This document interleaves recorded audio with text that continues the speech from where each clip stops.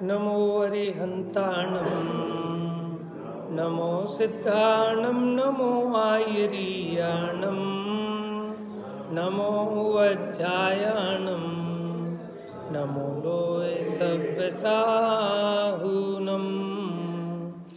नमः श्री वर्धमानाय निर्धूत कलिलात्मने सालोकानां त्रिलोकानां यद्विद्यादर्पणाय ते। कल हमने चर्चा की थी उत्तम त्याग धर्म पर। आज चर्चा प्रारंभ करते हैं उत्तम आकिंचन्य धर्म की। देखो, आकिंचन्य का मतलब क्या होता है?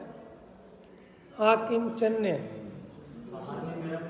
हाँ, आ माने नहीं, किंचित, किंचन मैंने किंचित मात्र भी मेरा नहीं है, ऐसे स्वरूप रूप मैं हूँ। आकिंचन माने शून्य समझ लो आप, ठीक है? तो ऐसा मत समझना कि आत्मा सर्वथा शून्य है, आकिंचन है, कि वो पर की अपेक्षा कहा कि पर का कुछ भी मेरे में नहीं है। वास्तव में आकिंचन्य धर्म और ब्रह्मचर्य धर्म ये एक सिक्के के दो पहलू हैं। ब्रह्मचर्य अस्थि परक वर्णन है और आकिंचन्य कहकर नास्ति परक वर्णन है, कि पर से हटना वो आकिंचन्य है और स्वरूप में लगना ये ब्रह्मचर्य। दोनों काम एक साथ होते हैं। देखो, परिग्रह का त्याग होता है कब? जब स्वरूप का ग्रहण होता है। तो ऐसा थोड़ी है कि एक काम पहले होता है दूसरा काम बाद में होता है। वास्तव में तो दोनों एक साथ हैं। लेकिन बुद्धिपूर्वक की अगर बात करें, ठीक है ना, अब देखो चर्चा क्योंकि हमने हमारे लेवल से करनी है कि हम कहाँ हैं, हम कैसे आगे बढ़ें। वस्तु का स्वरूप तो ऐसे ही है कि दोनों काम एक साथ होंगे। स्वरूप का ग्रहण हुए बिना पर का त्याग नहीं होता, पर का त्याग हुए बिना स्वरूप का ग्रहण नहीं होता, ठीक है? यथार्थता तो यही है। लेकिन अब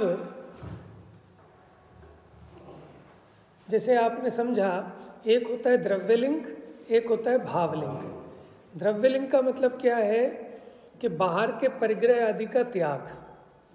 बात समझ में आ गई? और भावलिंग क्या है कि वो जो परिग्रह का त्याग किया, अब उतना ब्रह्मचर्य माने ब्रह्म स्वरूप में उतनी रमणता, माने सातवें गुण स्थान वाली शुद्धि। यद्यपि बुद्धिपूर्वक पहले कोई सा भी गुण स्थान हो सकता है, पहला हो, दूसरा, तीसरा, चौथा, पांचवा, कोई सा भी हो, छठा सातवां नहीं होगा जब तक वस्त्र है। बात समझ में आ गई? अब ऐसा नहीं है कि दोनों काम एक साथ होते हैं, लेकिन उसमें बुद्धिपूर्वक कारण कार्य भी है ना। तो बाहर में बुद्धिपूर्वक 28 मूल गुणों का धारण, अथवा ऐसा कह लो कि समस्त परिग्रह का त्याग बुद्धिपूर्वक होता है।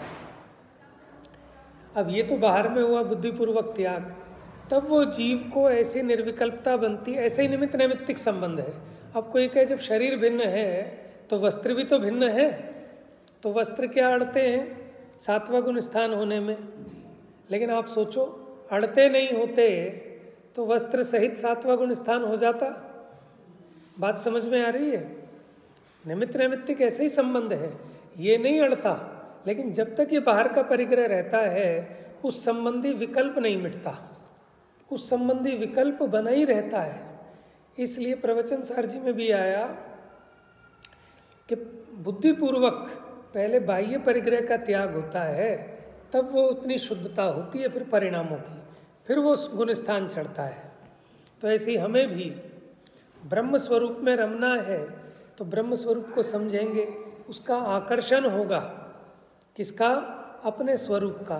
और बाह्य पदार्थों की असारता भाषित होगी तो भी बुद्धिपूर्वक पर से खिसकेंगे, तभी स्वरूप में रमणता हो पाती है, ठीक है ना? जीव का बुद्धिपूर्वक जो चरणानी योग की दृष्टि से है, वो तो उपाय इस प्रकार का तत्व विचार ही है, ठीक है ना? उसके बिना, है ना?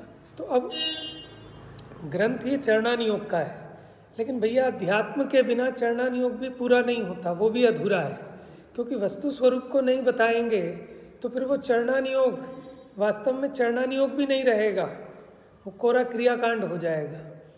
तो ये रत्नकरण श्रावकाचार्य जी में पंडित सदासुखदास जी की जो टीका है वो आध्यात्मिक टीका है, बात चरणान योग की है, लेकिन उसमें स्वरूप का भी आचरण बताएंगे, वस्तु स्थिति भी बताएंगे, तत्व ज्ञान भी है, वैराग्य भी है। चलिए देखते हैं इसको। Page number 310। अब उत्तम आकिंचन्य धर्म के स्वरूप का वर्णन करते हैं। अपने ज्ञान दर्शनमय स्वरूप के बिना अन्य किंचित मात्र भी मेरा नहीं। किसके बिना? बस जिसको ये समझ में आ जाए कि मैं ज्ञान दर्शन चेतनामयी हूँ, तो उसको ये समझ में आ ही गया कि इसके अलावा कुछ भी मैं नहीं हूँ। लेकिन निरूपण की दो प्रकार की शैली है कि उसको नास्ति से समझा रहे हैं तो आकिंचन्य धर्म कह दिया, अस्थि से समझाएं कि अपने स्वरूप में नित्य विहार करे तो वो ब्रह्मचर्य हो गया, और ये कहा कि पर में विहार मत कर तो ये आकिंचन्य हो गया, अथवा मैं पर रूप नहीं होता, ये आकिंचन्य हो गया। मैं किसी अन्य द्रव्य का नहीं हूँ। ठीक है ना? अब आपसे कोई पूछे आप किसके पिता हो, किसके पति हो, किसके पुत्र हो, ठीक है, ये सब व्यवहार की बात है। परमार्थ से देखें तो मैं किसी, देखो जो जिसका होता है वह वही होता है। इस समय सार्वजिक में सूत्र आया कि जो जिसका होता है वह वही होता है। कर्ता कर्म अधिकार की जब बात की, जैसे आप ये कहें कि ये मकान मेरा है, तो हम पूछते हैं वो मकान ईंट, बजरी, रोड़ी का है कि आपका है? जैसे ये रोटी मेरी है तो रोटी हमारी है कि आटे की है? अब आप सच बताओ, आटे की है कि मेरी है? व्यवहार से मेरी है। तो व्यवहार सच्चा हुआ कि झूठा? तो फिर जिनवाणी में इतना झूठ क्यों लिख दिया? तो इसलिए भैया झूठा नहीं कह सकते, झूठ तो उसे कहते हैं जिसे बोलने पर पाप लगे। झूठ तो दूसरे नंबर का पाप है। आचार्यों ने इतना व्यवहार न्याय का कथन किया है, अभी जो चर्चा कर रहे हैं पूरे ग्रंथ साफ हो जाएंगे अगर झूठा कहेंगे तो।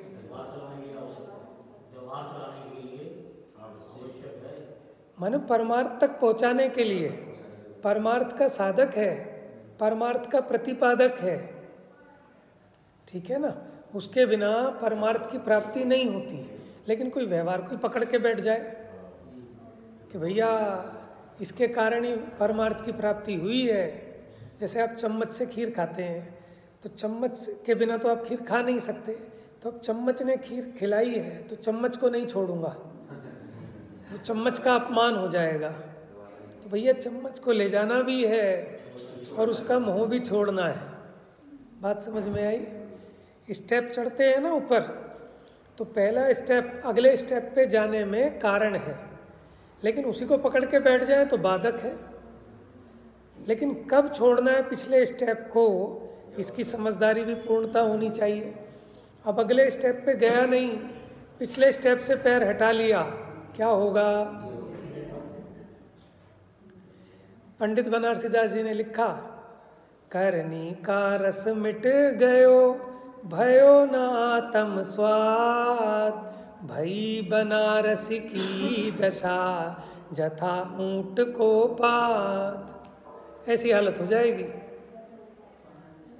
बात समझ में आ रही है? तो देखो समझना एक मिनट, पाप भाव को तो बुद्धिपूर्वक छोड़ा जाता है। क्या कहा? लेकिन पुण्य भाव को बुद्धिपूर्वक छोड़ा नहीं जाता, वो छूट जाता है। बात समझ में आ रही है? पाप को बुद्धिपूर्वक छोड़ा जाता है, लेकिन पुण्य को बुद्धिपूर्वक नहीं छोड़ा जाता, वो छूट जाता है। जैसे जैसे उपयोग स्वरूप सन्मुख होता है, स्वरूप में लीनता होती है, तो वो शुभ क्रियाएं, वो शुभ भाव विलय को प्राप्त हो जाते हैं। बात समझ में आ रही है? आप छोड़ना चाहो। क्या आप अगर सोचो कि शुभ को छोड़ने से शुद्ध हो जाएगा, तो कैसे होगा भैया? आप पूजा करनी छोड़ दो, शास्त्र पढ़ना छोड़ दो, स्वाध्याय करना छोड़ दो, शुद्ध हो जाएगा? क्यों? क्योंकि शुभ तो बाधक है। शुभ भाव मोक्ष मार्ग में साधक है कि बाधक है? घबराओ मत आप, देखो हमारी तो खुली चर्चा है, ऐसे ऐसे तो नहीं चलेगा भाई। दोनों हाथों में लड्डू कैसे लोगे, है ना? अगर आपको अपेक्षा समझ में आ रही है तो आप जिनवाणी का सच्चा अर्थ समझ रहे हैं, ठीक है ना? आप कहने से नहीं, लेकिन आपके ज्ञान में अपेक्षा होनी चाहिए। कहे तो हम एक बार में एक बात पाएंगे, ठीक है? तो साधक भी है, बाधक भी है, लेकिन कब साधक है और कब बाधक है? आप चाहते हैं कि नहीं चाहते आप सब अपने बच्चों को कि हमारे बच्चे मंदिर में आए, पूजा करें, पाठशाला में आए? ये सब तो शुभ भाव है। क्यों चाहते हो? ठीक है। अच्छा, आप ये चाहते हो कि मैं पूजा करनी छोड़ दूं अपने लिए, कि 40 साल हो गए पूजा करते करते, कुछ तो हुआ नहीं, तो पूजा छोड़ दो, है? संयम छोड़ दें, स्वाध्याय छोड़ दें, क्योंकि ये तो सब बेकार की क्रिया करके देख लिया, कुछ हाथ ही नहीं पड़ा। तो अब आप इसको छोड़ दोगे, चलो आप ऐसे भी करके बैठोगे, लेकिन आप करके देखना कितनी देर हो पाएगा।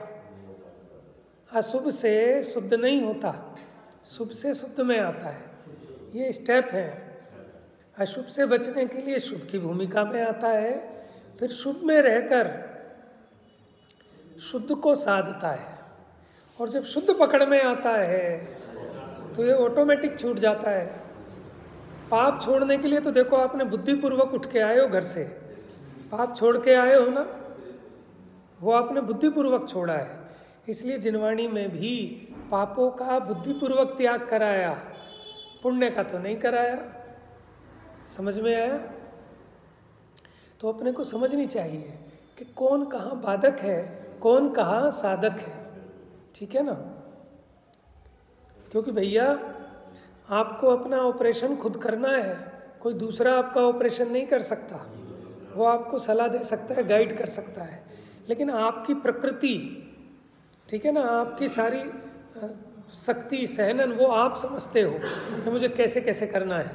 सामने वाला तो कहेगा 100 दंड पेल लो, ताकत आ जाएगी, तो पेल लो भैया, मर जाओगे। समझ में आया? तो आप अपनी शक्ति सामर्थ्य को देख के ही तो करोगे,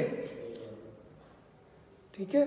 तो ऐसे ही यहाँ तो वैद्य भी आपको ही बनना है और रोगी भी आप हो, आपने अपना इलाज स्वयं करना है। इसलिए आपको सीखना पड़ेगा, समझना पड़ेगा। प्रकृति के अनुसार औषधि दी जाती है। किसी की पित्त प्रकृति अधिक है, किसी की वात प्रकृति वाला है, तो उसको सबके लिए तो एक जैसी दवा नहीं चलेगी। ये तो अपने को टेस्टिंग करनी पड़ेगी कि मेरी परिणति कैसे सुधरे, मैं कैसे आगे बढ़ूं मोक्ष मार्ग में। इसका निर्णय अपने आप को करना पड़ेगा जिनागम के आलोक में, ठीक है? देखिए, तो मैंने भी एक बात छेड़ी थी कि पाप का तो बुद्धिपूर्वक त्याग करके आते हैं, लेकिन पुण्य का त्याग नहीं होता। अब ये तत्व ज्ञान समझते समझते जब आपका उपयोग, ठीक है, वहाँ एकाग्र होता है, तो आपकी वो काया की क्रिया भी छूट जाती है, वचन विकल्प भी छूट जाते हैं। समझ में आया? तो हालांकि जैसे ध्यान होता है ना, तो ध्यान के लिए भी क्या करोगे आप? बुद्धिपूर्वक ऐसे बैठोगे सावधान होके एकांत स्थान में, कोई पाठ आदि का विचार करोगे, तो ये भी तो शुभ भाव है। देखो, आप सामायिक करने बैठो, ध्यान करने बैठो, तो ये शुभ भाव है, ये शुद्ध भाव नहीं है। बात समझ में आ रही? सर्कस में आपने देखे होंगे वो डंडे होते हैं, डंडों पे लटकते हैं, और एक छोड़ के दूसरे पे, दूसरा छोड़ के तीसरे पे, है ना? टीवी वगैरह में तो देखा होगा सर्कस। अब उसके बीच में एक जाल लगा होता है ऐसा, वो किस लिए होता है? किस लिए होता है? ठीक है, गिर जाए तो गिरने के लिए है ना, गिरने के लिए है वो। अब कोई कहे साहब 5 साल हो गए, इस जाल का तो कोई काम ही नहीं आया, पैसे और खराब, 2-4 बार गिरो तो सही, समझ में आया, लगवाया भी, काम तो आज तक नहीं आया। बात समझ में आ रही है? आपकी गाड़ी पे एयर बैग है, आपको बताओ इतनी महंगी गाड़ी भी ली, 2 लाख फालतू दिए, एयर बैग, काम तो आज तक नहीं आया। इंश्योरेंस क्लेम ले रखा है आपने 10 लाख का इंश्योरेंस ले रखा है, अब आप ये सोचो यार प्रीमियम 10,000 रुपये महीना भर रहा हूँ, आज तक तो काम नहीं आया, तो आप क्या चाहते हो? आप बताओ अपनी बुद्धि में। श्रद्धान की बात कर रहा हूँ आपके, श्रद्धान तो यही है, अच्छा है भैया कभी काम ना आए।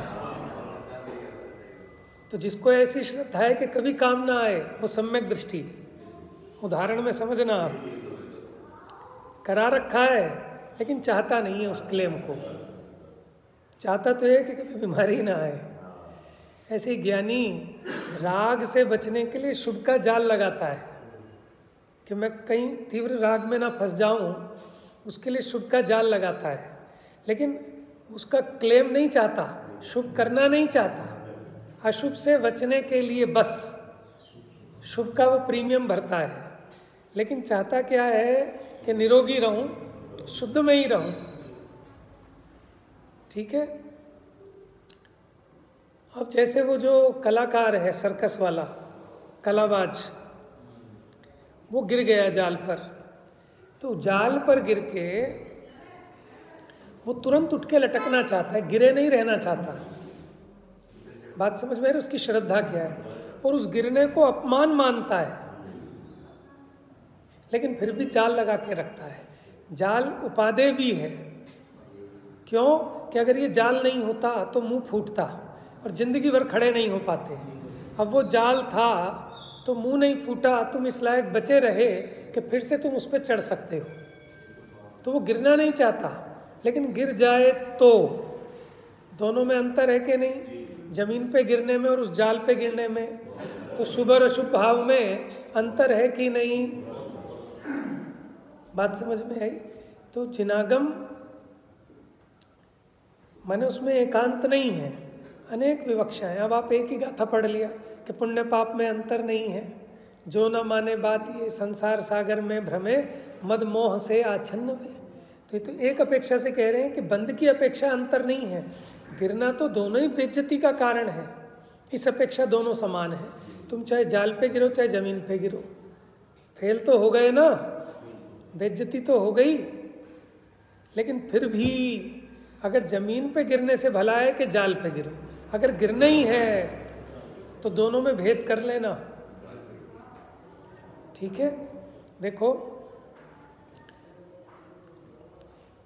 एक मान लो कोई मुस्लिम है या एक कोई शूद्र है, अब कहीं आपको खाना ही पड़े तो इस शूद्र भी 2 तरह के होते हैं, एक स्पर्श शूद्र और एक अस्पर्श शूद्र। अस्पर्श शूद्र क्या होते हैं कि उनके हाथ का पानी भी नहीं ले सकते, समझ में है? उसको छूना भी निषेध है। एक होते हैं स्पर्श शूद्र, जैसे सुनार आदिक, ये स्पर्श शूद्र में आते हैं, इनको छू सकते हैं। ठीक है ना? तो वैसे तो हमें किसी का भी लेना योग्य नहीं है, लेकिन कदाचित ऐसा कुछ फंस जाए, कोई ऐसी कंडीशन हो जाए, तो फिर दोनों में भेद करना है। तो शूद्र, लेकिन ग्रंथों में भी भेद डाले ना, स्पर्श और अस्पर्श। अब वो आपने कलश तो पढ़ा, दोनों जन्मे शूद्रा के घर में, लेकिन ये भेद भी किया कि एक स्पर्श शूद्र है और एक अस्पर्श शूद्र है। बात समझ में आ रही है? तो बंद की अपेक्षा दोनों समान कहें, लेकिन उसी को साधन भी बनाना, ठीक है, और उसके चक्कर में फंस नहीं जाना। उसको धूर्त अभिसारी का भी कहा है कि वो अपने जाल में ना फंसा ले। श्रद्धान आपका ठीक होना चाहिए। टोडरमल जी ने लिखा कि जब तक वीतराग भाव ना हो तब तक प्रशस्त राग रूप प्रवर्तन करना, लेकिन श्रद्धान में तो उसको भी है ही जानना। वो गिरना है, वो मेरा लक्ष्य नहीं है। चलिए, हे आत्मन, अपने आत्मा को देह से भिन्न, ज्ञानमय, अनुपम। देखो कितनी सुंदर बात आ रही है, लेकिन अब इस बात को समझना भी तो पड़ेगा ना। इसको कैसे अपने जीवन में लाएं, इसको कैसे पचाएं। आत्मा को देह से भिन्न, ज्ञानमय अनुपम स्पर्श रस गंध वर्ण रहित अपने स्वाधीन ज्ञानानंद सुख से परिपूर्ण परम अतीन्द्रिय भय रहित अनुभव करो। अपने ऐसे आत्मा को पहचानो, जानो, उसको फील करो कि मेरा आत्मा का स्वरूप ऐसा है। अब कैसे फील करें, कैसे जाने, तो उसकी विधि अध्यात्म शास्त्रों में मुख्यता से बताई है। यह देह है, वह मैं नहीं हूँ। देह तो रस रक्त हड्डी मांस चाममय जड़ अचेतन। अब देखो भेद ज्ञान करा रहे हैं। कैसा है शरीर के मलमूत्रमय है, रक्त हड्डी चमड़ेमयी है। मैं इस देह से अत्यंत भिन्न हूँ। ब्राह्मण क्षत्रिय वैश्य शूद्र आदि जाति कुल ये देह के हैं। देखो ये खाली अभी पढ़ने पर तो हमने उसको समझना है, लेकिन इसका निर्णय बनेगा तो हमें पग पग पे इसको लगाना है कि कहाँ किस चीज़ का मद आ रहा है, कि कौन अमीर कौन गरीब अभी 1 मिनट में उधर पलटेगा। समझ में आया? तो इससे से रोटी मांगने को मोहताज हो जाएगा, जिसके सामने तो कह रहा है मेरा नौकर है। पुरानी फिल्मों में भी देखा ना कि जो अपने घर का नौकर था वो मालिक फिर उसी के घर में जाके रहता है, उस नौकर के यहाँ ही है। तो दिन पलटते देर लगती है क्या? अभी अपने को समझ रहे हैं कि हम उच्च कुल वाले हैं, कल को पैदा हो जाए और मुसलमान के घर में पैदा हो जाए, 1 मिनट में अभी यहाँ मरण हो वहाँ पैदा हो जाए, है। तो ये सब मेरा स्वरूप नहीं है। तो इस स्वरूप को अपना मानता है वो या तो मद करता है या दीनता में झूरता है। ये मेरे नहीं है। स्त्री पुरुष नपुंसक लिंग देह के हैं। ये सब नियमसार की गाथाएं हैं। नियमसार की पंचरत्न की गाथा है ना, उसमें सब ऐसा विषय है कि मैं वैश्य नहीं, मैं क्षत्रिय नहीं, मैं ब्राह्मण नहीं, मैं शूद्र नहीं, मैं मनुष्य नहीं, मैं नारकी नहीं, मैं त्रियंच नहीं, मैं देव नहीं, है। नहीं नहीं कह रहे हैं तो ये अकिंचन है। ये भी मैं नहीं, ये भी मैं नहीं, ये भी मैं नहीं, ये भी मैं नहीं, कि जिस जिसको तुम अपना माने बैठे हो उससे आपको भेद ज्ञान करा रहे हैं कि भैया ये पद तेरा पद नहीं है। जहाँ तू सोच रहा है कि ये मेरा है कि तेरा नहीं है। कोई कैसा भी सर्विस वालों का तो ट्रांसफ़र हो जाता है कि आज इस ऑफिस के मालिक हैं, कल को चिट्ठी आ जाएगी, चलो भैया उठाओ बैग निकलो यहाँ से। कि बिजनेसमैन का भी ऐसा ही है कि अभी चिट्ठी आ जाएगी, सब बिक जाएगी प्रॉपर्टी, वहाँ दूसरा मालिक आके बैठेगा। बात समझ में आ रही है कि ये सब संयोग हैं, क्षणिक है, और जिसने इसको अपना स्वरूप मान लिया तो दुखी रहेगा। ये गोरापना, सांवलापना, राजापना, रंकपना, स्वामीपना, सेवकपना, पंडितपना, मूर्खपना। देखो आज हम यहाँ बैठे हैं, थोड़ा सा दिमाग इधर उधर हिल जाए तो कोई मंदिर में भी नहीं घुसने देगा, है भैया पागल है, पत्थर मारेगा इसको, हटाओ यहाँ से। घर वाले भी घर में नहीं रखेंगे, वो मेंटल हॉस्पिटल भेजेंगे। समझ में आया? और वो सुधार के रखते हैं, कूटते हैं, पीटते हैं, वो भी बेचारे क्या करें, कैसे संभालें, है ना। तो ये मेरा शाश्वत स्वरूप नहीं है कि आज मैं अपने को मानूं कि मैं पंडित हूँ, मैं मानूं मूर्ख हूँ। तो मूर्ख क्षण भर में विद्वान हो जाता है, विद्वान 1 मिनट में मूर्ख हो जाता है। किस चीज़ का हम गुमान करें? ये मेरा स्वरूप नहीं है। ये है अकिंचन धर्म का घोलन। कि आप विचार करो कि मैं जिस चीज़ में अपनापना मान रहा हूँ इसमें मेरा है क्या? सारी टेंशन खत्म, सारा काम निमट गया है। मैं अपने को बेटी का बाप मान रहा हूँ तो टेंशन में मरे जा रहा हूँ। बेटी 30 साल की हो गई, बेटी 40 साल की हो गई, या कैसे होगा, क्या होगा? समझ में है? भेद ज्ञान के बिना कोई उपाय नहीं है। वो तो उसका जब होना है तब होना है।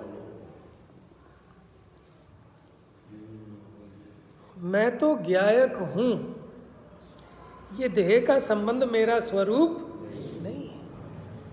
मेरा स्वरूप तो अन्य द्रव्य की उपमा रहित अनुपम है। आप उपमा नहीं दे सकते उसकी।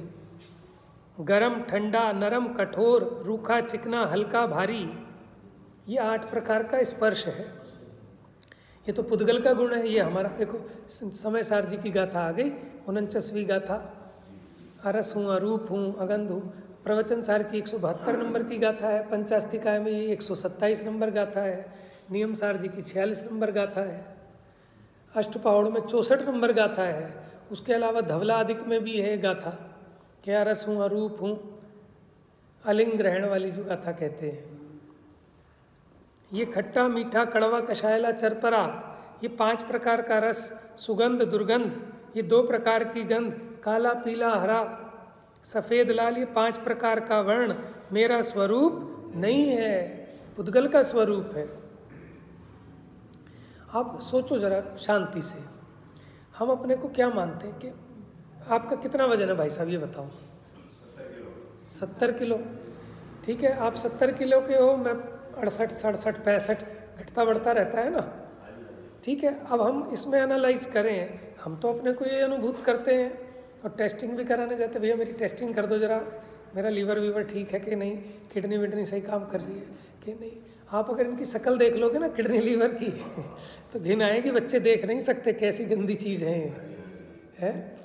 अब आप एक दिन बैठो हिसाब किताब लेके खाता, अब इसमें ऐसी एक मशीन होती है कि वो एक टेस्टिंग आ गई इलेक्ट्रिक की, वो आप यहाँ से टच करोगे, उस मशीन को पकड़ोगे, उसमें आ जाएगा आपके शरीर में हड्डियाँ कितने किलो हैं, ठीक है, मांस कितने किलो है, मज्जा कितने किलो है, खून कितना है, मूत्र कितना पड़ा है, इसमें मल कितना है। अब आप तोलो सब और टोटल उतना ही बैठेगा 65 किलो। तो अब ये बताओ, अब आप क्या हो इसमें, कि हड्डी हो क्या आप, मल हो क्या, मूत्र हो क्या है, और है क्या इसमें, मांस, ये सब चीज़ें, इसके अलावा कुछ नहीं है। और लेकिन मैं इसी में अपना रूप माने बैठा हूँ। और ये चमड़ी है ना, ये कभी गोरी होती है कभी काली होती है, तो इसी से अपना अच्छा बुरा मानता है? अब इसी में अटका पड़ा है। कैसे आत्मा समझ में आएगा? आत्मा कहाँ दिखेगा? वो आंखों से तो दिखना नहीं है, लेकिन ये इसके चक्कर में अटका पड़ा है अभी। कोई नहीं, उपाय यही है कि और अच्छे से सुनो, सही विधि से सुनो, बारंबार सुनो, उपाय तो यही है। मेरा स्वभाव तो सुख से परिपूर्ण है। स्वभाव कैसा है कि मुझे सुख के लिए कोई 5 इंद्रिय के विषय नहीं चाहिए। पहले बात समझ में आए जीव को, भरोसा है इसका, अभी भरोसा ही नहीं आता। अरे भैया कैसे चलेगा, आप कह रहे हो त्याग करा दो, त्याग तो कर देंगे, लेकिन भैया उसके बिना तो मैं नहीं जी पाऊँगा। आज बच्चे को मोबाइल का त्याग कराओ तो उसको डेफिशिएंसी हो जाती है, जैसे विटामिन डी की डेफिशिएंसी हो जाती है ना, हड्डियों में दर्द होने लगता है। अरे बच्चों की तो छोड़ो, अपना ही सोच लो। समझ में, आज आपकी घरवाली कह दे कि आज जो है आपके व्हाट्सएप, यूट्यूब, फेसबुक सब बंद बिल्कुल, और ये दूसरा मोबाइल ले लो, तो आपको कुछ अंदर में अजीब सी हाजित होने लगेगी। लेकिन भैया एक दिन लगेगी, लेकिन सुखी हो जाओगे। ये बहुत बड़ा रोग लग गया आज के टाइम में, है ना। अब तो ऐसे ही त्याग कराए जाएंगे, जैसे होता था ना आज नमक का त्याग, तो अब ये त्याग करने जरूरी पड़ेंगे। अब आज व्हाट्सएप का त्याग, आज फेसबुक का त्याग है। बीमारी लग गई लोगों को, हाथ में मोबाइल रखा रहेगा ना, कुछ नहीं होगा तो बार बार खोलते रहेंगे तो कोई व्हाट्सएप तो नहीं आ गया, कोई कुछ आ तो नहीं गया, ऐसी बीमारी लग गई। हाथ में मोबाइल नहीं होगा तो भी ऐसे करते रहेंगे, है। तो आप ही सोचो ना, देखो अब जैसे हम सोच रहे हैं ऐसे कल्याण हो जाएगा क्या हमारा? हम ऐसे ही सोच रहे हैं, सुबह आधे एक घंटे पढ़ लिए, शाम को आधे एक घंटे पढ़ लिए, ठीक है। ये काम तो ऐसा है भैया, सब छोड़ छाड़ के इस काम में लगने का है, क्योंकि समय सारा खो दिया है हमने, है ना। देखो कल आया था कि जिन्होंने परिग्रह को ग्रहण ही नहीं किया वो महासमझदार है, ठीक है, वो सबसे समझदार है, सबसे बड़े त्यागी हैं। दूसरे टाइप के वो हैं कि जिन्होंने परिग्रह को ग्रहण तो किया, लेकिन ग्रहण करके समझ में आ गया इसमें कुछ नहीं है, और त्याग दिया, वो भी धन्य है। अब तीसरे हमारे तुम्हारे जैसे कि ग्रहण तो कर लिया लेकिन छोड़ा भी नहीं जा रहा, तो उसके लिए श्राप का चार है। उन्हीं के लिए तो श्राप का चार लिखा है। हमारी गृहस्थ की दशा यही तो है कि ग्रहण कर लिया और छोड़ भी नहीं पा रहे, तो अब श्राप का चार समझना, पढ़ना कि कैसे इससे बच सकते हैं, कितने अंशों में बच सकते हैं। उतना उतना निराकुलित होते जाएंगे, तो जितने जितने अकिंचन होते जाएंगे उतने उतने सुखी होते जाएंगे। जीव है तो अकिंचन ही, पर से भिन्न है, लेकिन अपने विकल्पों में अपनी भ्रम से ऐसा मानता है कि ये मेरा है, ये मेरा है। इन सब परिग्रह के बीच में भी रहते हुए परिग्रह मुझ में नहीं घुसा, लेकिन मैं ज़बरदस्ती अपने विकल्पों को उसमें घुसाता हूँ कि देखो ये मकान मेरा था, ये मकान मेरा होएगा। अभी कुछ नहीं हुआ, रजिस्ट्री तो दूर, बयाना भी नहीं हुआ, तो कहते हैं जो हमारा मकान है ना, तेरा कौन सा मकान आ गया भाई? ये जो बेच दिया वो भी मेरा, जो खरीदा नहीं वो भी मेरा।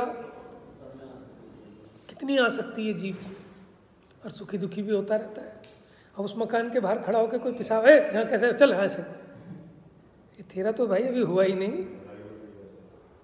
बात समझ में आ रही? देखो इसी से दुखी है, यही बोझा है इसके सर पे, नहीं तो काम है क्या। अभी हम यहाँ से निकले और 1 मिनट में पता चले साहब लुढ़क गए, जैन साहब खबर आ गई।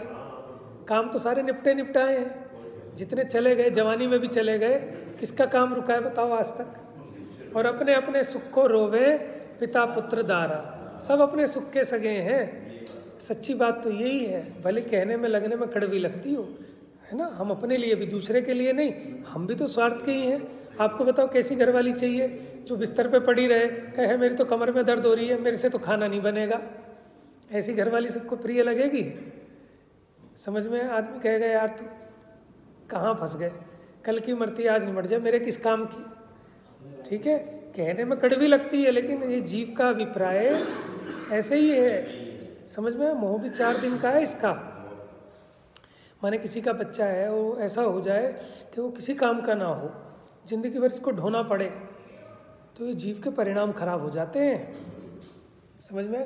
कहने में अच्छी नहीं लगती, कहता भी नहीं, लेकिन आदमी अंदर अंदर में सोचता है इससे तो ना हुआ होता, इससे तो होते ही मर गया होता। ठीक है ना? तो क्या करे बताओ जी। तो सच्चाई तो यही है, आज आपके स्वार्थों की पूर्ति ना हो, ठीक है, तो बेटा बेटा नहीं, पत्नी पत्नी नहीं, पिता पिता नहीं। देखते हो कोर्ट कचहरी मुकदमे ऐसे होते हैं, सर फोड़ने तैयार है भाई भाई का। ये यथार्थता है, जगत का स्वरूप है। हम कहते हैं नहीं साहब दूसरे होंगे, हमारे तो पुत्र बहुत अच्छा है, हमारी तो बीवी बहुत अच्छी है, हमारे तो ये सब अच्छे हैं कि जब तक तेरे पुण्य का उदय है, ठीक है ना, अभी तेरा उदय पलटेगा, ये सब चेंज हो जाएंगे। एक साधु ने ली थी ना परीक्षा, अच्छा कि तेरे सब अच्छे हैं, अनुकूल है, कि एक काम करियो, एक ड्रामा कर कि थोड़ी देर के लिए तू मरा सा हो जाइयो, बस आगे मैं देख लूँगा, बस तू हिलियो डुलियो मत। फिर आप सबको पता ही है कि बेटे माँ रो रही उसकी, मेरा बेटा चला गया, ये वो। उसने कहा ये बहुत दुखी है कि माता जी इधर आओ, एक उपाय है कि जिंदा हो सकता है। कि अच्छा कि ये मैं पानी दे रहा हूँ मंत्र पढ़ के, ये आप पी लो, आपके प्राण तो निकल जाएंगे लेकिन इसमें प्राण आ जाएंगे। अब ये तो माता जी हैं, वो बगले झाँकने लगी, कहने लगी हाय अब क्या करें, देखो जो होनहार है उसे तो कोई टाल नहीं सकता, अब उसका आयु कर्म ही नहीं था बेचारे का, और ये है वो है। ठीक है, वो घरवाली रो रही थी फूट फूट के, तो उसने उससे पूछा, तो बाकी कहानी तो आप सब जानते हैं, अच्छा अब आप उसको छोड़ दो, अब उसकी जगह खुद को रख लो। ठीक है ना, खुद को रख के देखो, मैंने खुद फील करके देखो, है माने सच में आपके सामने ऐसा हो जाए जो आपको सबसे प्रिय लगता है घर का, और उसका वो हो जाए। आप मुंह से तो कहते हैं कि हे भगवान इससे तो मेरे को ले लेता, इससे तो मेरे को ले लेता, और छाती पीट पीट के रोते भी हैं, लेकिन क्योंकि आपको पता है कि ऐसी कोई गुंजाइश ही नहीं है। लोग वहीं कहता है कि जिसको पता है कि काम होना ही नहीं है, दूसरा आदमी कहेगा सब अपना ही घर समझो, अपना ही घर समझो, उसको पता है कुछ नहीं होना चाह रहा। ठीक है, अभी वो कहे कि ठीक है समझ लिया, अब आप बाहर निकलो, तो तभी तक कहता है ना। कई लोग कहते हैं कि जब सब खाना खा के जाते हैं साला कोई नहीं पूछता, और खाना नहीं खा के जाए ना किसी के यहाँ, मेहमान के यहाँ, तो वो भी नहीं पूछेगा। तो ये सब उदय के हिसाब से मिलती है व्यवस्थाएं। तो ये सच्चाई है। हम भले ही कितने बने, हम दूसरे को तो देख रहे हैं कि दूसरा ऐसा है कि हम भी तो ऐसे ही हैं। अरे भैया ऐसे हो, ये जगत का स्वरूप है, इसमें कोई विपरीतता नहीं है कि बिना प्रयोजन के भी ढोए तो मूर्ख है ना। ये देह आपके काम नहीं आ रहा और फिर भी आप इसको ढो रहे हो तो मूर्ख हो। बिना प्रयोजन के तो कोई मूर्ख भी है, कोई काम नहीं करता। लेकिन ये वस्तु का स्वरूप है और फिर भी अब इसमें आप मोहित हो रहे हैं, तो ये बेवकूफ़ी है। हाँ, तो मेरा स्वभाव तो सुख से परिपूर्ण है, माने मुझे सुखी होने के लिए किसी परद्रव्य की आवश्यकता नहीं है, क्योंकि मैं स्वयं अपनी आकुलता से दुखी हूँ। अपनी आकुलता को मेटकर स्वयं सुखी हो सकता हूँ। परंतु यहाँ कर्म के अधीन दुखों से व्याप्त हो रहा हूँ। मेरा स्वरूप तो इंद्रिय रहित अतीन्द्रिय है। इंद्रियां पुद्गल कर्म द्वारा की गई हैं। मैं समस्त भय रहित, अविनाशी, अखंड, आदि अंत रहित शुद्ध ज्ञान स्वभाव हूँ। मेरा स्वरूप तो ऐसा है कि मैं भय से रहित रहूँ, लेकिन मुझे तो बड़ा भय लगता है। स्वरूप तो ऐसा है कि मैं सुखरूप रहूँ, लेकिन अभी तो दुखरूप हो रहा हूँ। स्वरूप तो ऐसा है कि अनंत ज्ञान रूप रहूँ, लेकिन अभी तो अज्ञानी हो रहा हूँ। तो जीव को फील तो होए। परंतु अनादिकाल से जैसे स्वर्ण तथा पाषाण मिला हुआ है, उसी तरह क्षीर नीर के समान कर्मों से अनादिकाल से मिला हुआ चला आ रहा है जीव। कोई नया नहीं हुआ ये। मिथ्यात्व नाम के कर्म के उदय से अपने स्वरूप के ज्ञान से रहित होकर देह आदि परद्रव्यों को अपना स्वरूप जानकर अनंत काल से मैंने परिभ्रमण किया है। अब कोई आवरण आदि के किंचित दूर होने से श्री गुरुओं के द्वारा उपदेशित परमागम के प्रसाद से अपना तथा परमे स्वरूप का ज्ञान हुआ है। कैसे हुआ? कि परमागम के प्रसाद से, गुरुओं ने जो उपदेश दिया, ऐसे परमागम के प्रसाद से मुझे अपना और पर का भेद ज्ञान। जिनवाणी की तो कृपा है, नहीं तो बताओ हमें क्या समझ में आ रही थी ये बात। हम तो इसी को अपना माने बैठे थे। कम से कम ये बुद्धि में आ तो रहा है ना जीव के। दिन में 2 बार तो कम से कम विचार कर ही लेता है ना, स्वाध्याय के काल में ही सही। लेकिन जब स्वाध्याय के काल में करेगा तो ऐसा नहीं है, अन्य काल में भी चलेगा। धीरे धीरे जितना जितना गुड़ डालोगे उतनी मिठास आएगी। तो कुछ भी बेकार जाने वाला नहीं है। अब 1 घंटा करते हो, फिर आप टाइम बढ़ाओगे कि 1 घंटा तो सुनेंगे, 1 घंटा अपने आप करेंगे, फिर 1 घंटा यूट्यूब पे भी सुनेंगे। धीरे धीरे तो वो धीरे धीरे उपयोग में भी चलेगा।